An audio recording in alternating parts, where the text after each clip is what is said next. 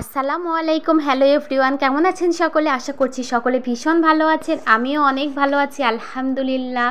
আজকে চলে আসলাম একটি 3 মিনিটের বড় ভিডিও নিয়ে। অনেক দিন থেকে ভিডিও দেওয়া হয় না, বড় ভিডিওটা।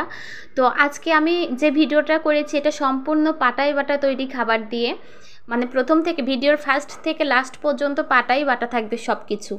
তো প্রথমেই আমি বেটে নিয়েছি সরিষা, সাদা সরিষা, জিরা, পেঁয়াজ, রসুন, কাঁচামরিচ, শুকনো মরিচ, এগুলো সব, আর সাথে ছিল কালো গোলমরিচ।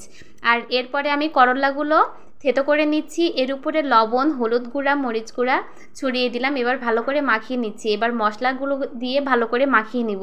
আর এটা হবে একটা মজার ভর্তা। এই ভর্তাটা আমি দেখেছিলাম এক্সপিরিয়েন্স উইথ পিয়া আপুর ভিডিওতে। সেটা দেখে আমার এতই লোভ লাগে যে আমি তখনই মনে মনে ঠিক করেছিলাম যে 2 দিনের মধ্যে আমি এটা বানিয়ে খাবো। আর সত্যি কথা বলতে কি, এই ভর্তাটা যে এত মজাদার ছিল, মানে আমি আমি আমার মাথায় আসে না যে এত মজার আইডিয়া তিনি পান কোথায়। এত সুন্দর রান্নার আইডিয়াটা তার মাথায় কিভাবে আসে আমি এটাই বুঝি না। যাই হোক, এতে কোনো পানি অ্যাড করা হয় নাই।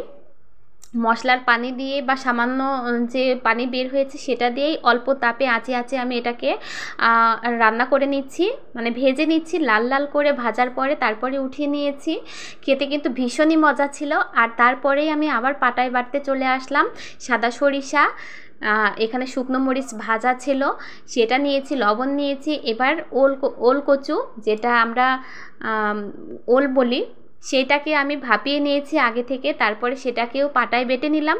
এরপরে কাঁচা সরিষার তেল আর পেঁয়াজ বেরেস্তা দিয়ে এটাকে বেশ ভালো মতো মাখিয়ে নিচ্ছি। এটা ওল ভর্তা, ভীষণই মজাদার খেতে, আর দেখতেও কিন্তু অসম্ভব সুন্দর হয়েছিল। তারপরে আমি আবারও সাদা সরিষা নিয়ে নিলাম, সাথে একটু জিরা নিয়ে নিলাম। এবার এগুলোকে পিষে নিচ্ছি পাটায়, আমরা পিষা বলি, সরি, বেটে নিচ্ছি।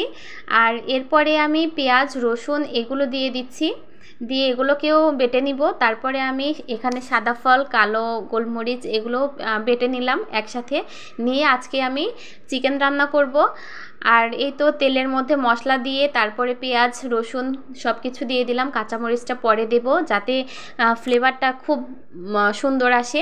এরপরে আমি পাটায় বাটা মশলাগুলো দিয়ে দিলাম।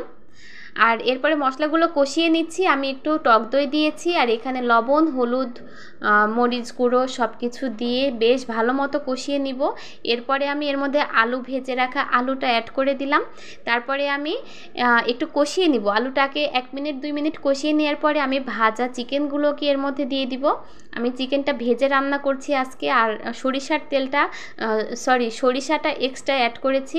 আমার চিকেনটা বিভিন্ন স্টাইলে রান্না করতে ভালো লাগে, মনে হয় কোনটার থেকে কোনটা না জানি বেশি টেস্ট হয়। তো এই ছিল আমার রান্নার ফাইনাল লুক। কেমন লাগে